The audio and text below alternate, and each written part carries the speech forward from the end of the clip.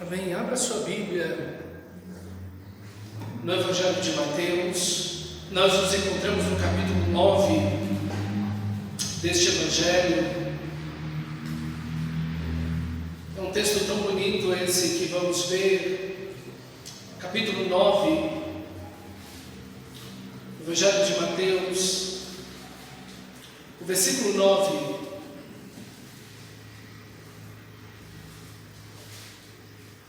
Mateus 9, 9. Diz assim o texto sagrado: quando Jesus saiu dali, viu um homem chamado Mateus sentado na coletoria. Ele disse: siga-me. Ele se levantou e o seguiu.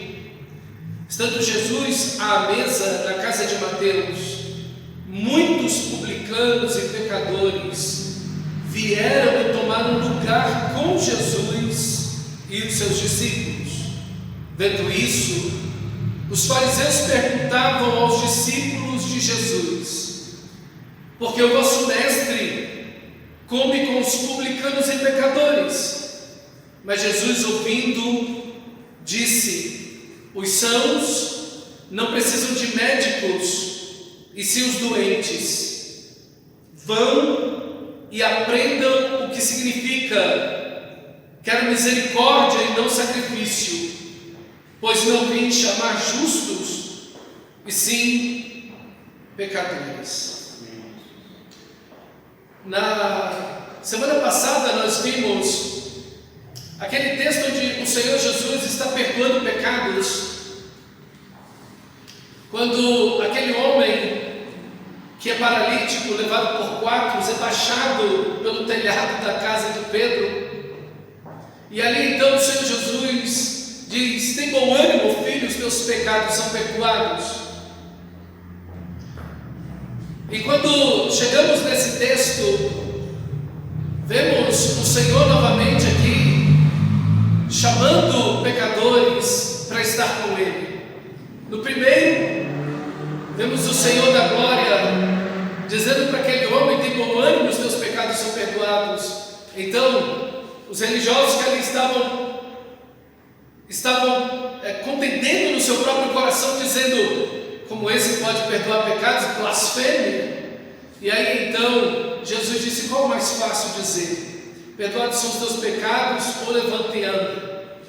E o mais difícil é perdoar pecados, porque os pecados são eternos. E curar é mais fácil. E aí então Jesus diz: para que vocês saibam que eu tenho poder para perdoar pecados, disse ao paralítico: levanta, toma o teu leito e anda. Então Jesus faz os dois. Ele faz o mais fácil, quer dizer para o paralítico: levanta e anda. E ele faz o mais difícil, o que é impossível: perdoados são os teus pecados. E agora temos Jesus chamando Mateus para estar com ele, estar na casa dele, chamando para ser um dos seus discípulos. Que Deus acalme tempestades, vença os demônios, cure todas as doenças, ainda que estejam à distância, é natural. Que Deus traga pão do céu no sermão mais célebre, já pronunciado. Que Ele multiplique pães e peixes para milhares e milhares. Que Ele ande sobre as águas e que ressuscite mortos. Tudo isso é natural e pequeno para Deus.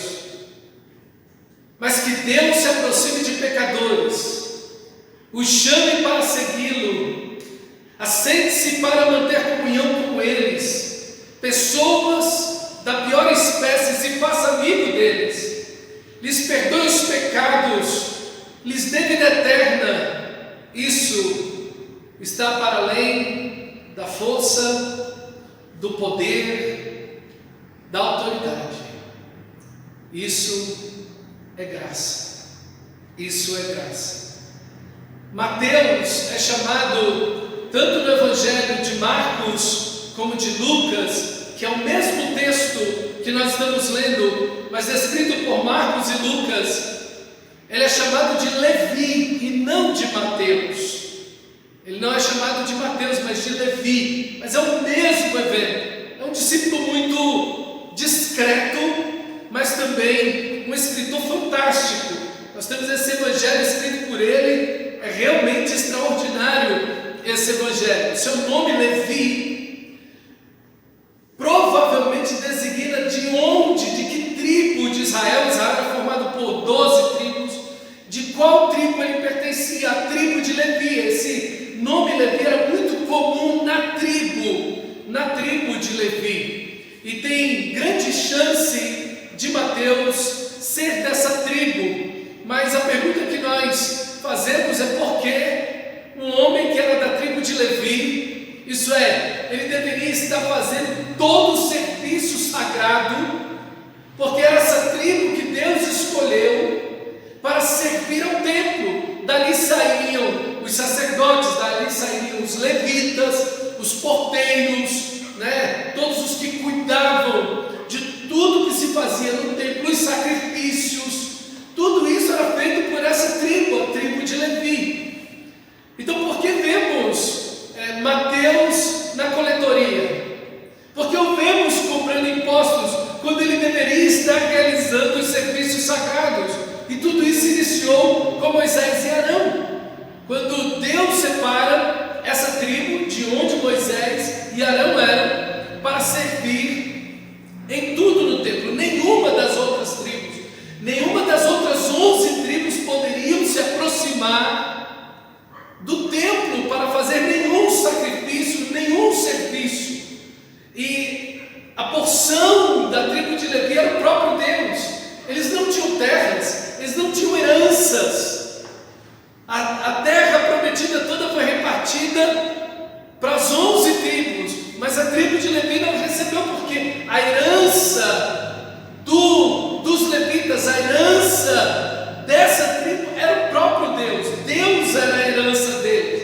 Mas infelizmente, quando nós olhamos para o Antigo Testamento, o que vamos ver é que essa tribo que serviu o templo, de onde vinham os sacerdotes e todos esses que trabalhavam no templo, eles se corromperam profundamente, fizeram-se amigos dos reis, quando deveriam ser conselheiros e direcionar toda a nação de Israel nas escrituras sagradas, na palavra de Deus, zelando pelas escrituras, pelo culto, pelos sacrifícios, por tudo aquilo que era sagrado. Eles infelizmente começam a fazer conchavos políticos e se tornam então corruptos junto com os reis, e tudo por dinheiro, tudo por dinheiro. Então isso vem desde o Antigo Testamento, e Deus vai levantando seus profetas e pregando contra eles. Deus tira inclusive pessoas que fazem parte da tribo de Levi, daquele meio corruptos, arranca um ou outro dali, fazendo-os profetas diante do Senhor, como por exemplo Isaías, que é arrancado do meio dessa situação de corrupção para pregar a palavra de Deus e chamar tanto os sacerdotes, a tribo de Levi, como toda a nação de Israel ao arrependimento. E infelizmente essa corrupção foi e se agravou até que o povo é levado para o cativeiro babilônico. E quando eles retornam do cativeiro, 164 anos antes do nascimento de Jesus, eles estavam escravizados, o povo de Israel estava escravizado sob a mão dos gregos. E aí então uma família se levanta, por sobrenome de Macabeus, se levantam e lideram uma revolta contra os gregos e vencem os gregos. Só que nesse momento, quando os Macabeus vencem os gregos, fica um vácuo de poder político, religioso na nação de Israel. E aí então começam a nascer várias seitas que têm uma característica política, mas também tem uma característica religiosa. Aí nascem os fariseus, aí nascem os saduceus, os escribas, que já eram antes, tomam maior corpo e força nesse momento. E essas seitas judaicas começam a ser políticas e religiosas. Por isso que quando você vê o nosso Senhor Jesus, ou os próprios apóstolos,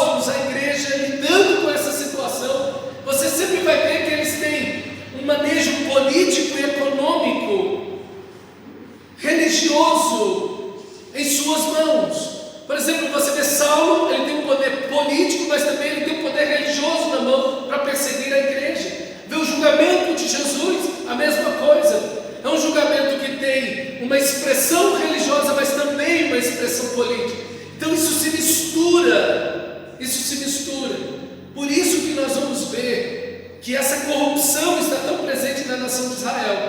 E a resposta, muitas vezes, de quem era dessa tribo, era abandonar o ministério, era abandonar a fé, era abandonar o serviço sagrado. Por exemplo, Zacarias, o pai de João Batista, ele era sacerdote. João Batista era para ser sacerdote, mas João Batista está no deserto pregando. Ele não tem nada a ver com o sacerdócio, ele não tem nada a ver com o templo. Ele está no deserto pregando, falando do Messias, por causa da extrema corrupção que havia. E aqui o que temos é Mateus, que deveria estar servindo a Deus no templo e agora está cobrando impostos.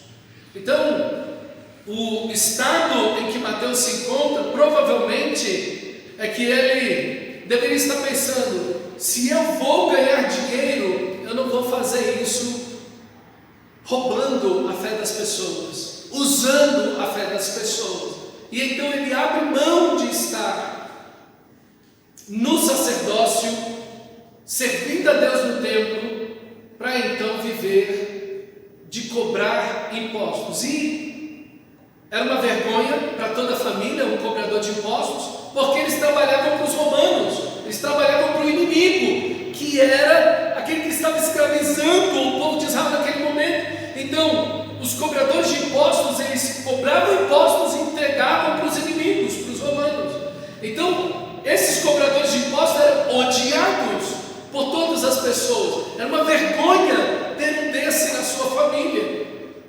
E muito mais um homem que deveria consagrar-se a Deus, agora ele deixa o ministério para poder cobrar impostos. Por isso que os cobradores de impostos, eles sempre estão envolvidos com as pessoas da pior espécie da sua época. Eles nunca estão envolvidos com pessoas do povo de bem, pessoas corretas, trabalhadores corretos. Eles sempre estão envolvidos com pecadores. E infelizmente eles entravam no estado de corrupção, se tornavam pessoas muito ricas, porque obviamente cobravam impostos para os romanos, tinham o seu próprio salário, mas além de cobrar o imposto, eles cobravam mais para enriquecer. Então eles eram odiados extremamente pelo povo. Por isso que eles sempre estavam armados, ou com uma guarda romana ao lado deles, 1 ou 2 soldados ao lado deles, para cobrar impostos, porque as pessoas não pagavam isso com alegria, e sempre era um ambiente de suborno, propina, roubo, extorsão, fraude, mentiras. Essas eram as práticas comuns de um publicano, de alguém que cobrava impostos. Então o ódio a Mateus era duplo. Primeiro, porque tinha deixado o serviço a Deus, tinha deixado de consagrar a sua vida a Deus. E o segundo é que ele estava extorquindo o seu próprio povo. Ele era um cobrador de impostos. Então, nessa situação, encontra-se Mateus. Qual era a última pessoa que o povo de Israel pensava que Jesus ia se aproximar? De um publicano. Essa era a última pessoa. Essa era a última pessoa que alguém poderia imaginar que Jesus iria se aproximar.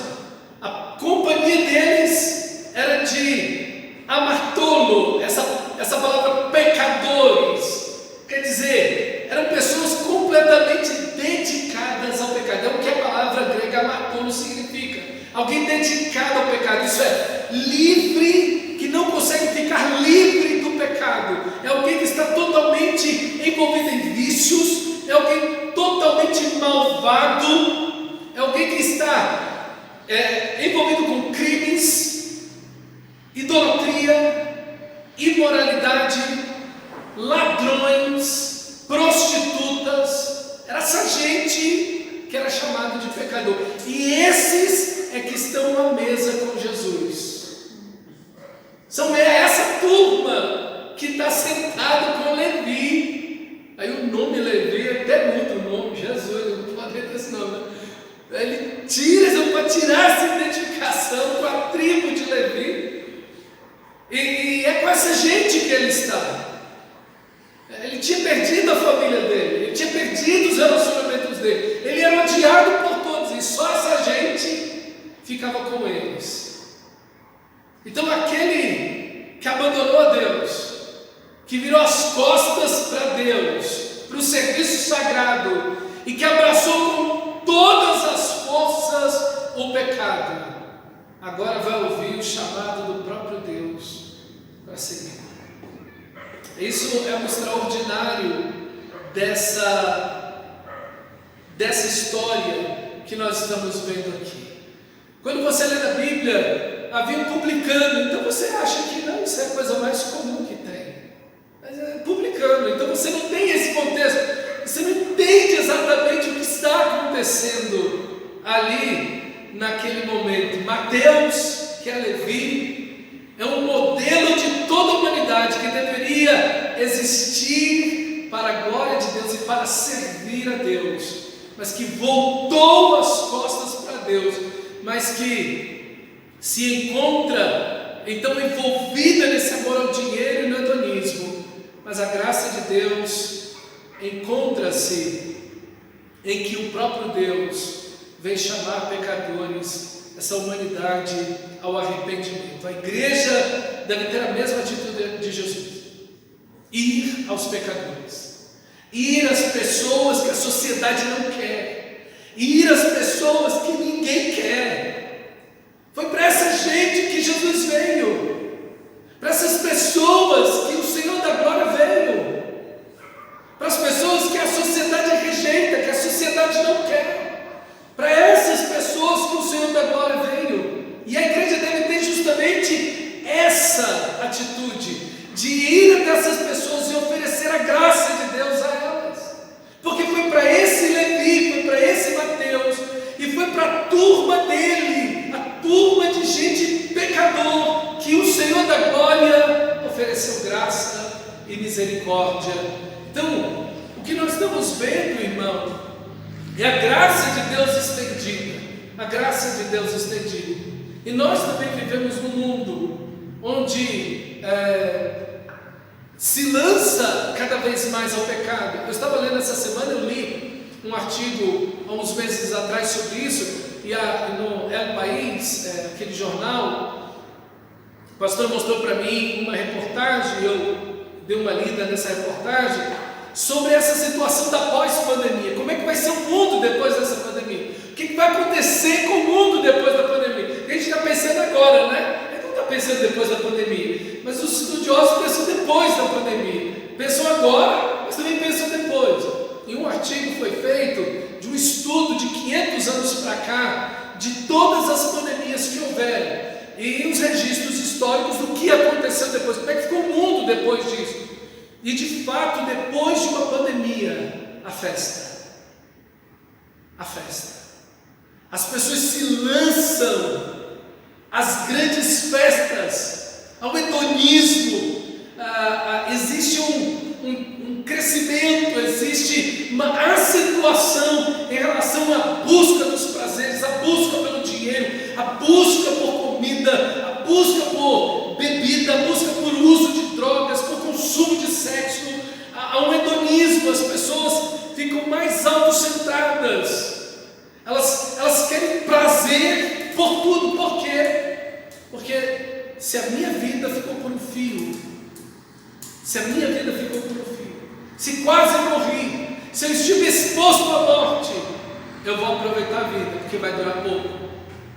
Então, diante da realidade da morte, no lugar de se arrepender, comamos e bebamos, porque amanhã morreremos. Então, quando nós vemos o mundo depois das pandemias, o que nós vamos ver é isso. Já durante a pandemia estamos vendo o consumo de álcool, de drogas, de pornografia, enfim, tudo isso está crescendo, o divórcio cresce, a negligência com as crianças, com os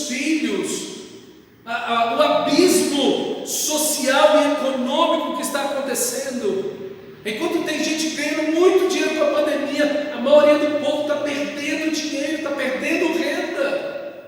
Então nós temos abismos socioeconômicos acontecendo, muita gente exposta à fome, a privações financeiras. Só na Espanha, para você ter uma ideia, existem 17 bilhões de dólares esperando para ser gastos, que estão tudo em poupança, esperando a pandemia acabar para o povo sair. E o povo no Brasil e em muitas partes do mundo passando fome. Então, o que nós vemos é que essas coisas também estão presentes. Não é apenas Mateus, não é apenas Levi, não são apenas esses pecadores que estão lançados nos prazeres, que abriram mão de Deus e que estão se lançando aos prazeres, ao hedonismo acima de tudo, em busca de prazeres. Os estoicos e os epicureus, que eram pessoas que estavam, filósofos gregos, debatiam sobre esse tema, qual é o sentido da vida. Uns diziam, o sentido da vida é a ética, o sentido da vida é o caráter. E os outros diziam, não, o sentido da vida são os prazeres, é comer, beber, é viver uma vida recheada de prazeres. E o que vamos ter na pós-pandemia é justamente um mundo mais acentuado nisso. Nós vamos encarar, depois que essa pandemia acabar, nós vamos encarar um mundo mais egoísta, mais voltado aos prazeres. As pessoas vão estar cada vez mais lançadas aos vícios, às compulsões. Isso tudo aumenta coisas boas, mas também aumenta coisas ruins. Então, diante de um mundo caído, degenerado, o que temos que fazer? Aquilo que o nosso Senhor Jesus fez com Mateus e com os pecadores da sua época: oferecer a graça de Deus, chamá-los ao arrependimento, apresentar-lhes a Cristo. Essas pessoas estão vazias em seus corações, muitas vezes lançadas nos prazeres, ganhando muito dinheiro. Seus corações estão vazios, não têm respostas para a vida. E apenas o Evangelho pode trazer essa paz, esse calor na alma, em seus corações, a graça de Deus, a presença de Deus. Um mundo que busca experiências cada vez mais, procurando o sentido da vida, precisa de uma igreja de cristãos que tem um profundo, intenso, vivencial, experimental, um vívido relacionamento com Deus, da experiência do amor de Deus. Uma igreja que possa encantar o mundo, porque a presença de Deus está nela. Cada cristão desfrutando do amor de Deus, da graça de Deus, da presença de Cristo, da glória de Cristo, de um sentido e do significado da vida eterna em Cristo Jesus. Uma igreja que conhece, que está vivendo a grandeza das Escrituras. Uma igreja com uma intensa vida devocional. O mundo procura experiências, e a maior experiência do mundo, irmão, a experiência mais intensa, mais poderosa do mundo, chama-se o novo nascimento. Ela é duradoura. A pessoa vai no parque de diversões, fica lá aquela coisa doida, faz uma viagem, e há tantas experiências e tudo, mas aquilo que a pessoa volta passa. Ficam suas lembranças. O novo nascimento está ali todo dia. É a mudança de vida, é a presença real de Cristo, é a glória de Deus, é o amor de Deus envolvendo sua vida. É isso que o mundo precisa ver. É essa certeza que o mundo precisa ter. É que existe Deus e que Ele mudou a nossa vida, e que seu amor, sua graça está sobre nós. Essas realidades da graça experiencializadas em nossas vidas por meio de cultos poderosos que precisamos ter. O mundo já tem suas respostas psicológicas e emocionais. O mundo já tem isso. O mundo já tem isso. O Evangelho não é psicologia. Não é você é lindo, maravilhoso e tudo vai ficar bem, tudo vai dar certo, vai passar. Não é essa a resposta que a igreja tem que dar. A resposta que a igreja tem que dar para os pecadores é Cristo Jesus, o Senhor. Essa é a nossa resposta. Por isso que a igreja precisa ser mais bíblica do que nunca. Mais bíblica do que nunca. Mais bíblica do que nunca. Hoje à tarde uma senhora veio aqui na igreja, não estava, a pastora estava no projeto, e ela veio perguntando se a igreja tinha alguma ajuda para oferecer e procurando trabalho. E ela saiu daqui com algum alimento, mas acima de tudo ela saiu daqui entendendo o amor de Deus, a graça de Cristo Jesus. É isso, essa é a resposta que a igreja precisa dar. E quais são as atitudes de Jesus para com Mateus? Quais são as atitudes de Jesus para com esses pecadores? E quais são as atitudes que a igreja, que cada cristão, que todos nós como igreja, mas cada um individualmente deve ter para com esses pecadores, com essas pessoas? E é justamente o que o texto sagrado nos diz, que essa aproximação de Jesus. Jesus se aproximou, nenhum cidadão se aproximaria deles, dos publicanos e dos pecadores. Eles entendiam que se aproximar dessas pessoas seriam contaminados, eles ficariam mal falados. Mas Jesus se aproxima deles. Jesus rompe esse conceito cultural de que não, eles não são gente, eles são pessoas de segunda classe, eles não merecem, eles estão perdidos, não há solução para eles, não há perdão, não há salvação, eles abandonaram a Deus, viraram as costas para Deus. E o que o Senhor da Glória faz é se aproximar de Mateus, e é isso que a igreja precisa fazer. A igreja precisa se aproximar, o cristão precisa se aproximar dessas pessoas, ir até elas e tratá-las com amor, com respeito, com carinho. Foi isso que o Senhor da Glória fez, olhou nos olhos de Mateus, chamou-lhe pelo nome e disse: vem e me segue. Essa aproximação maravilhosa. Não espere que o mundo rompa barreiras e chegue até nós. Nós é que precisamos ir até eles.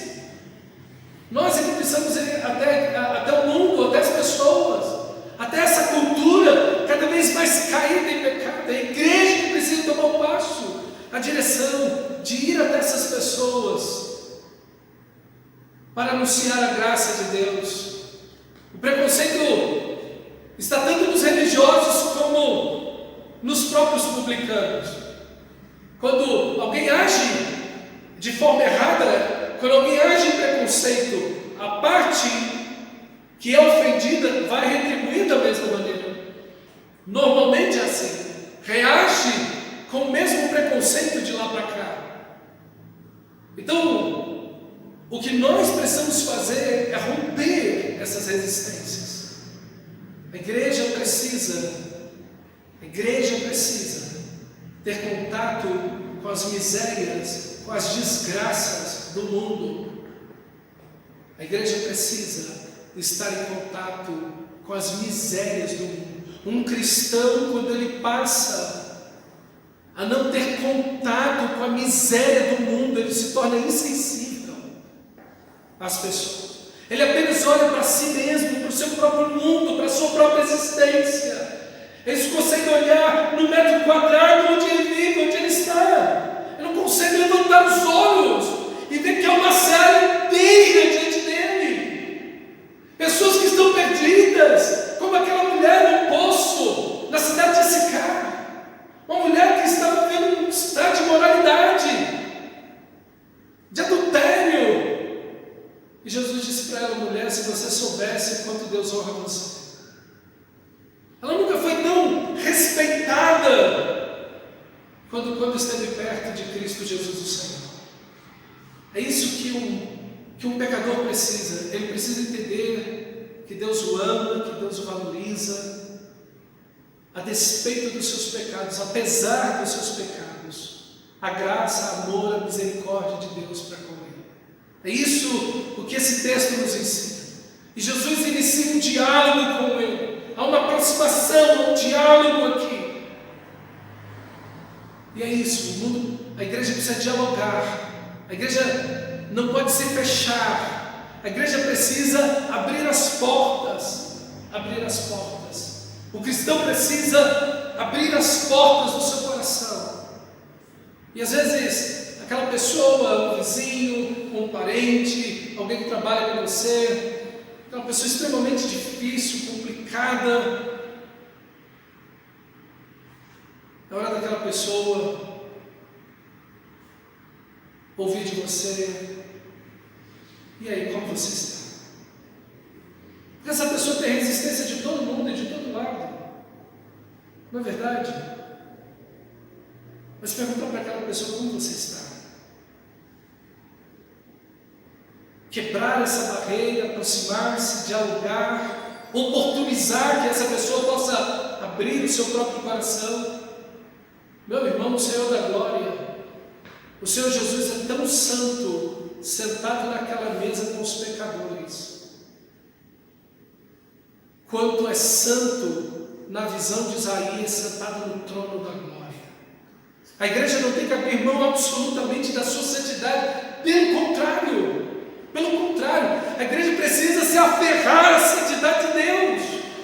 Quando eu falo dessa aproximação, quando eu falo desse diálogo, eu não estou dizendo em momento algum, em hipótese alguma, que a igreja tem que abrir mão da sua santidade para se misturar. Não, meu irmão, é justamente o contrário. É essa santidade, é esse conhecimento de Deus, é essa glória de Deus em nossa vida, que vai fazer diferença, que vai trazer cura, libertação sobre a vida dessas pessoas.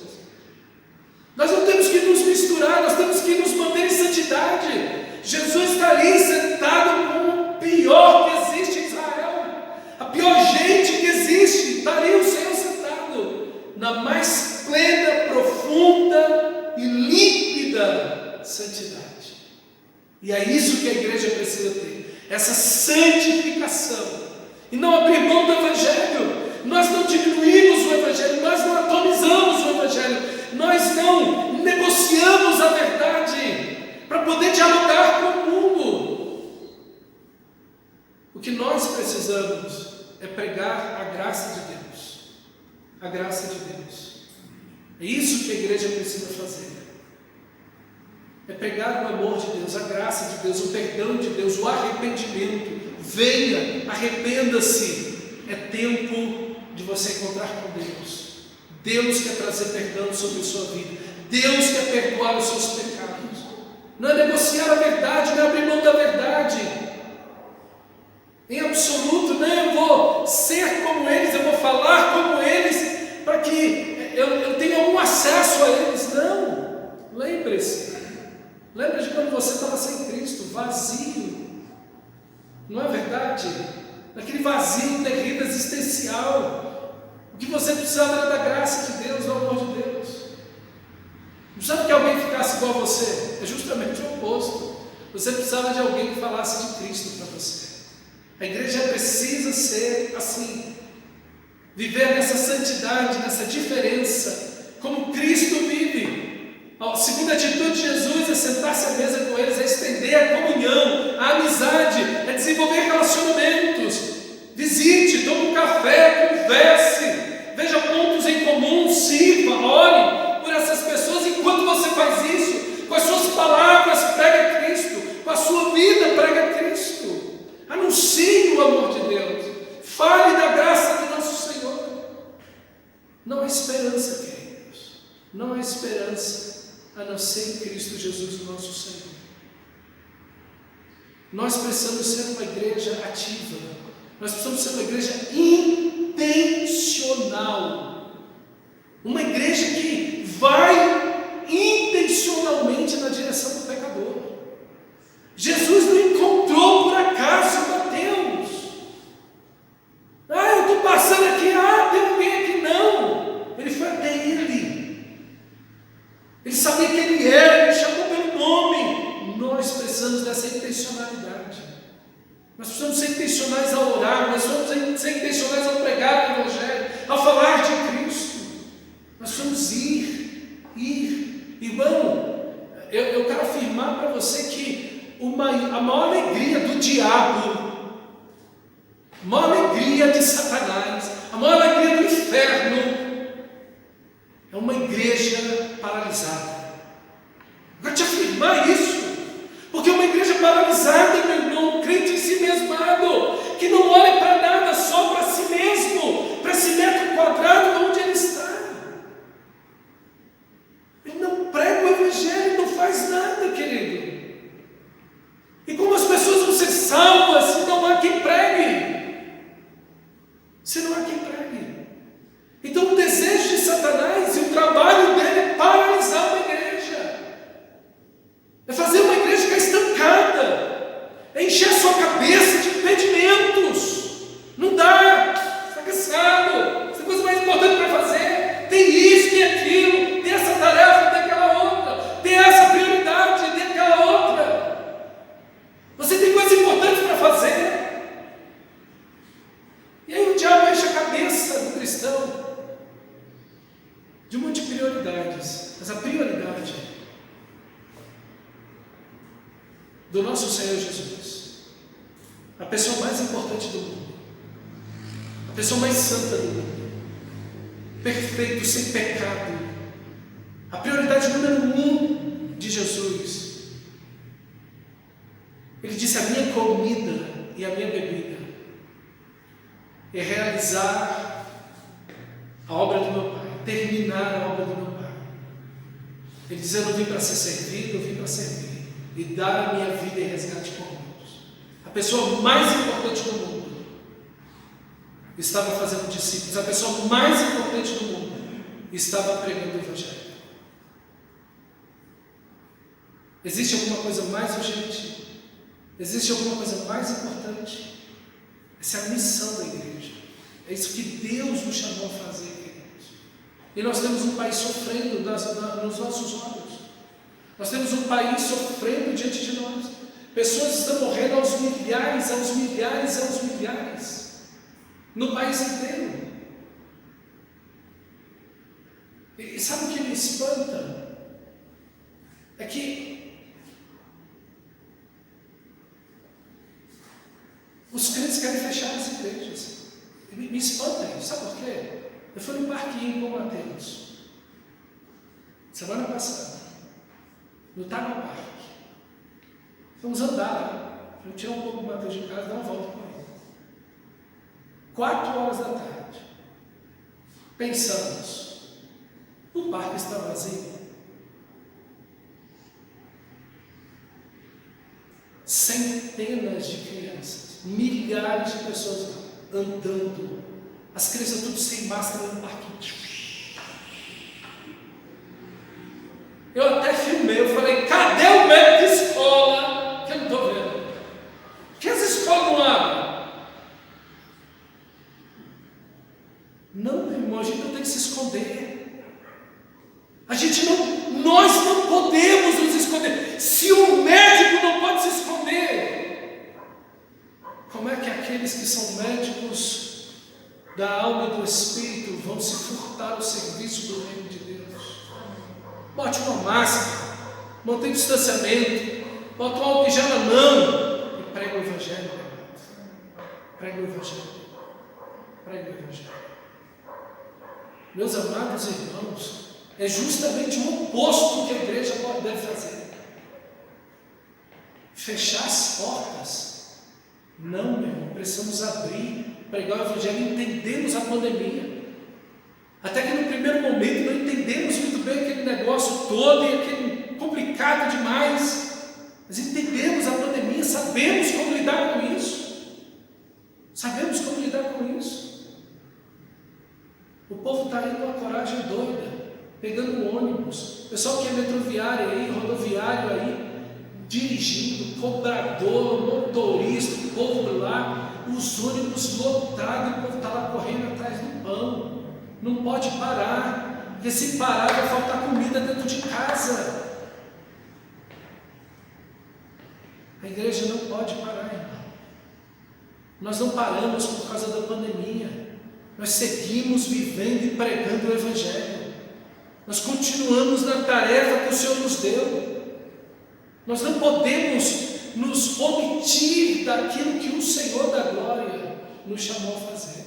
Ele nos chamou a pregar o Evangelho. Com ou sem pandemia, doentes ou saudáveis, preguemos o Evangelho. Anunciemos a Cristo. Ele está conosco. Sejamos prudentes. Fé é isso. É engraçado que para algumas coisas tem gente que não tem medo.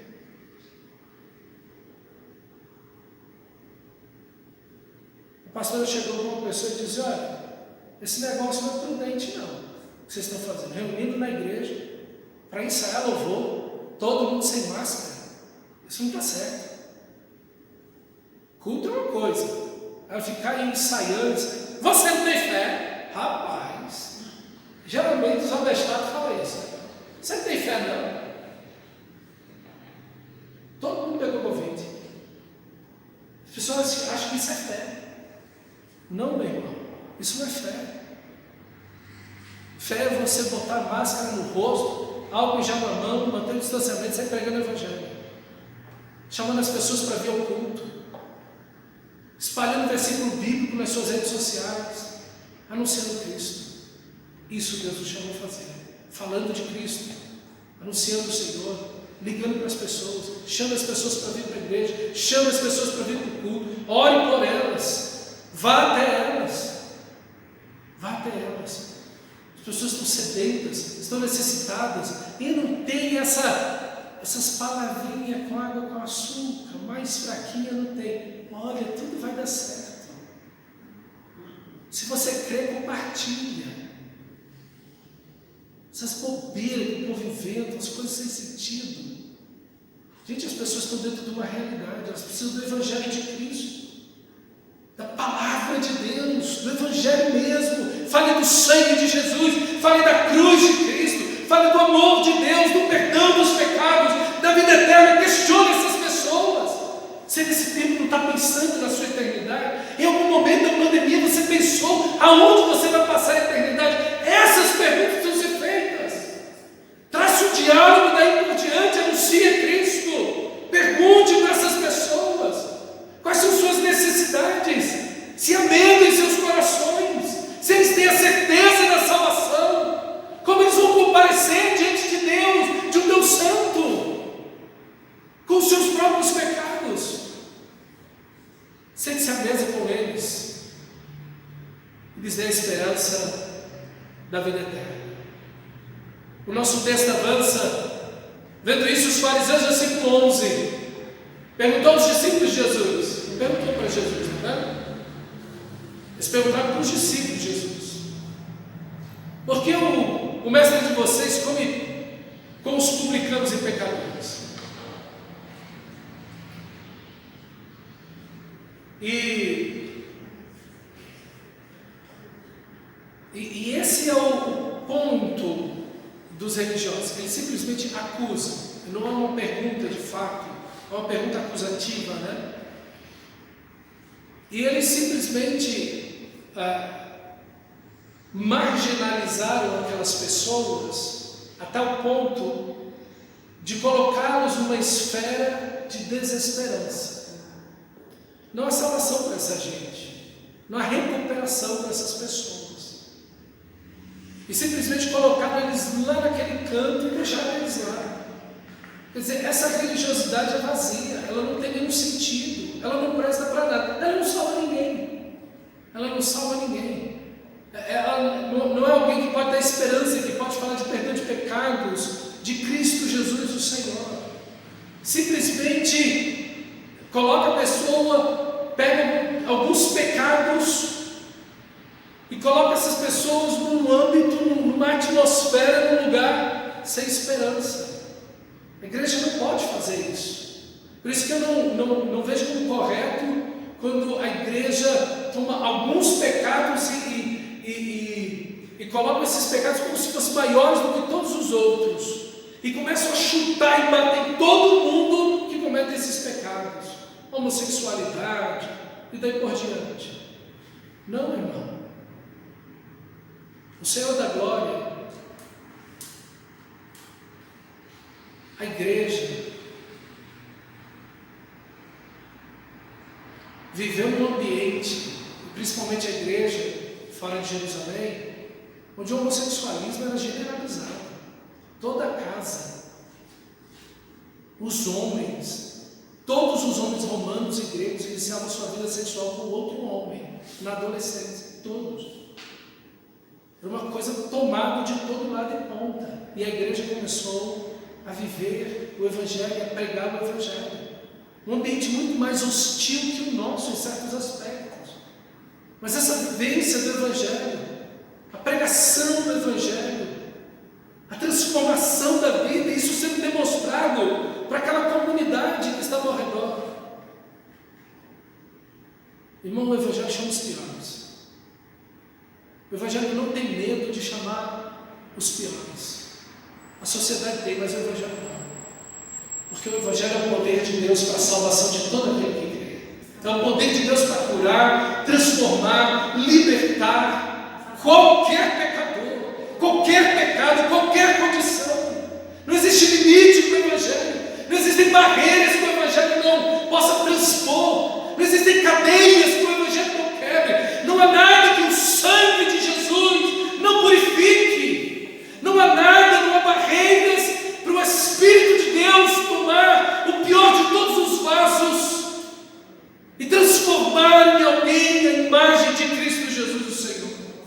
O Evangelho é extraordinário. Não há nada que a psicologia possa fazer, que a psiquiatria possa fazer, que os conceitos evolucionistas, pós-modernos, essa loucura toda possa fazer. Mas o Evangelho pode. Sem medo, prega o Evangelho. É o poder de Deus. E não há limite algum para o poder de Deus. Não há limite algum para o poder de Deus. O religioso, ele simplesmente coloca as pessoas, essa gente aí não tem jeito, e fica voltado de si para si mesmo. Jesus faz justamente o contrário. A igreja faz justamente o contrário. Mas ouvindo Jesus isso, disse: os sãos não precisam de médicos, e sim os doentes. Tem uma coisa mais lógica, óbvia que isso. Quando é que você vai no médico?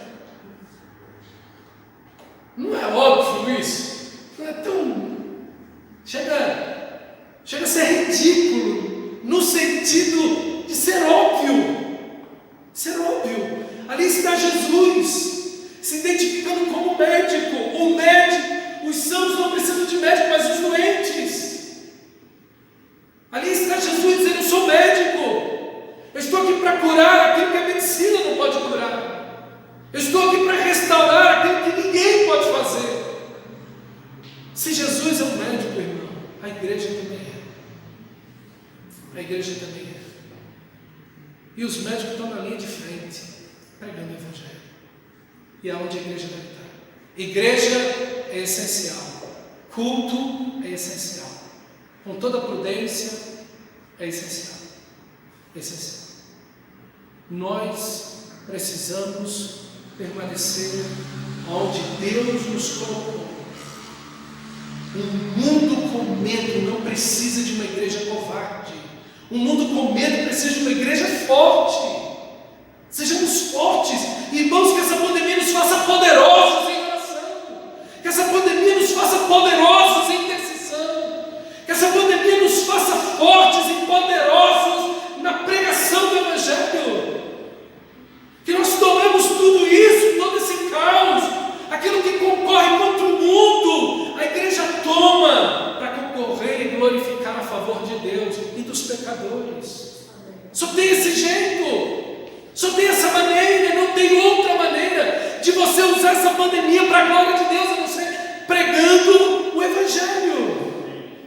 Não tem outro jeito, não tem como, não tem outra maneira, não tem outro lugar, não tem outra resposta, não tem outra saída. É com coragem, com prudência, com fé, com intrepidez, com ousadia. Como os apóstolos foram presos para serem julgados no dia seguinte. À noite o anjo do céu veio, libertou todos eles. Na manhã seguinte, quando entraram no cárcere para ver onde eles estavam, estava vazio, tudo trancado, e não tinha ninguém lá dentro. Chega alguém com aviso: eles estão no templo pregando, lá exatamente no lugar onde vocês prenderam eles ontem. Eles estão pregando no mesmo lugar que no dia anterior eles foram presos. Deus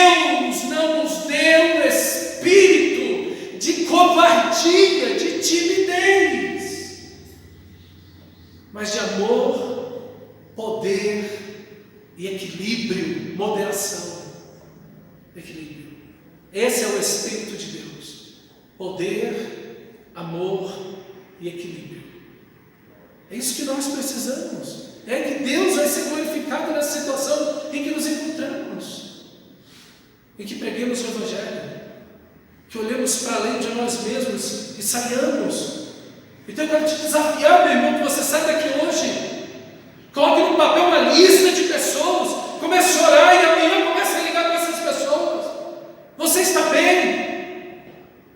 Estou orando por você, quero pregar o Evangelho para você. Cristo ama você, quer perdoar os seus pecados. Deus está te chamando, vem para a igreja no domingo. Sai da sua casa e você vai ter a experiência grata, maravilhosa de ouvir pessoas chorando no telefone, dizendo: eu estava esperando uma palavra dessa. Deus está falando comigo, Deus está usando você. Então, meu irmão, coloque-se à disposição do Espírito de Deus. Vá até as pessoas, pregue, saia, visite, ore, ministre as pessoas. Sejamos instrumentos dessa graça maravilhosa. O nosso Senhor Jesus fez isso. O nosso Senhor Jesus fez isso. Não é possível que as pessoas que estão no comércio são mais corajosas do que os cristãos. O impulso de botar pão dentro de casa, que é fundamental. Nós temos que ter um impulso muito maior para entregar essas pessoas o pão do céu. É pregar a Cristo, o Senhor. Quero ver domingo você me contar aí as suas experiências. Pastor, eu liguei. Pastor, Deus me usou. Pastor, eu fui. Foi uma bênção. Eu espero que você chegue domingo aqui, meu irmão, para me contar uma bênção dessa. Essa semana fui numa família. Que coisa maravilhosa. Fala do amor de Deus. Aquele casal chorando diante do Senhor da glória. Que coisa maravilhosa. Era domingo na igreja, que durante a semana os encontrei. E no dia seguinte do culto fui lá. Cristo ministrou a eles. Falei da beleza de Cristo, da maravilha que está ao lado dele, do seu grande amor, da graça, do perdão. Que coisa maravilhosa. Você de lá com a alma cheia da graça de Deus. Eu fui mais abençoado que eles. Mais abençoado fui eu do que eles. A experiência maravilhosa de compartilhar o Evangelho. Porque os sãos não precisam de médico, mas os doentes. E quem não é doente? Me diz quem é são. Quem não tem pecado? Isso é uma ironia. Jesus está dizendo a vocês são sãos. Vocês não precisam de nada, vocês não têm pecado. Sabe que os fariseus amavam tanto dinheiro quanto os publicanos. Só que uns tinham roupa religiosa, os outros não. Mas eles, ambos os grupos, amavam o dinheiro. Os religiosos geralmente são assim. Eles condenam em público aquilo que amam no privado. Essa gente, quantos fariseus você viu se converter a Jesus? Nós podemos contar milhares de publicanos e pecadores, mas fariseu nenhum, os religiosos nenhum. Depois da morte e ressurreição de Jesus, Nicodemos. E aí outros se converteram também. Grande número de sacerdotes creu no Senhor, mas aí já na igreja. Veja, irmão, essa gente que é religiosa é terrível. Que você e eu possamos ultrapassar tudo isso, porque misericórdia eu quero e não sacrifício. Essa ideia, Jesus está citando aqui Oséias 6,6. O povo de Israel estava abandonado de Deus. Oséias, Deus fala para o povo de Israel, sendo ele o marido, Israel a noiva infiel, a esposa infiel. Ela abandona o esposo e vai ficar com seus amantes. E nesse texto, a misericórdia de Deus é estendida, falando justamente sobre isso. Misericórdia quer e não sacrifício. Essa palavra misericórdia do hebraico, hesed, significa aliança de amor. O que Deus quer com os pecadores? Fazer-nos a noiva de Cristo. Derramar sobre eles seu amor, sua graça.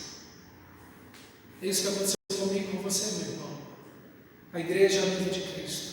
O que Deus quer é derramar o sangue da nova aliança, a aliança no sangue de Jesus, essa aliança de amor sobre esses que estão perdidos. O que vai curar esse mundo não é dinheiro, não são prazeres. O que vai curar essas pessoas não é taca, não é pau, não é nada disso. Não, o que falta para essa gente é trabalho, o que falta para essa gente é bater neles. O que vai curar essas pessoas é o grande amor de Deus, é a graça de Cristo. É isso que vai curá-los. O trabalho é extremamente importante, vai trazer dignidade, entre outras coisas. Mas a única coisa que pode mudar esse mundo é a graça de Deus. E nós a temos. E Deus colocou em nossas mãos a pregação desse Evangelho. A transformação desse país está na mão de uma igreja que ama o Senhor, que ama o seu Evangelho e que vai pregá-lo para a glória dele.